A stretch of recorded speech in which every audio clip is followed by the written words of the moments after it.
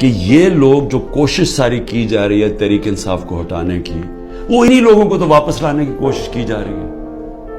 یہ لوگ جو 1 سال کے اندر ملک کی معیشت تباہ کر دی ہے، میں یہ سمجھنے کی کوشش کر رہا ہوں کہ یہ پھر واپس آ کے، کیونکہ اگر تحریک انصاف کو ختم کریں گے تو یہی لوگ ہوں گے نا، اور ان تھوڑے سے اور لوگوں کو، ریلو کٹوں کو اکٹھا کر کے آپ کوئی اور پارٹی میں دھکیل کے ہمارے لوگ توڑ کے کر دیں گے۔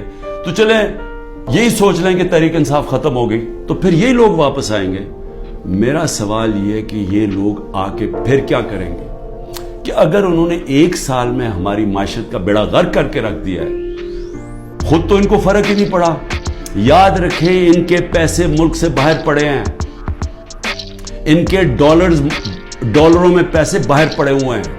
یہ جو ملک نیچے جا رہا ہے، یہ جو مہنگائی ہو رہی ہے، یہ جو روپیہ گر رہا ہے، اس کی وجہ سے جو مہنگائی اور غربت آ رہی ہے، ان کو کوئی فرق نہیں پڑ رہا۔ میں یہ آج کہتا ہوں کہ جتنے بھی لوگ آج یہاں اوپر ہمارے ملک کے فیصلے کر رہے ہیں، ان کو کوئی فکر نہیں ہے پاکستان کی، کیونکہ ان کے پیسے ملک سے باہر پڑے ہیں۔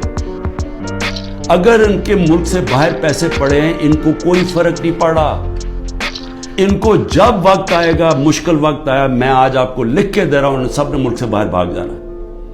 کم از کم جو اسٹیبلشمنٹ ہے ایک کام تو کرے نا، ان سب جو یہاں آج فیصلے کر رہے ہیں ایک کام کرے کہ ان سب کو ECL پہ ڈالے، اور ECL پہ تب تک ڈالے جب تک الیکشن نہیں ہو سکتا، کیونکہ اگر انہوں نے، ان کا سٹیک ہی پاکستان میں نہیں تو ان کو تو کوئی فرق نہیں پڑنے لگا، ملک بیٹھ رہا ہے۔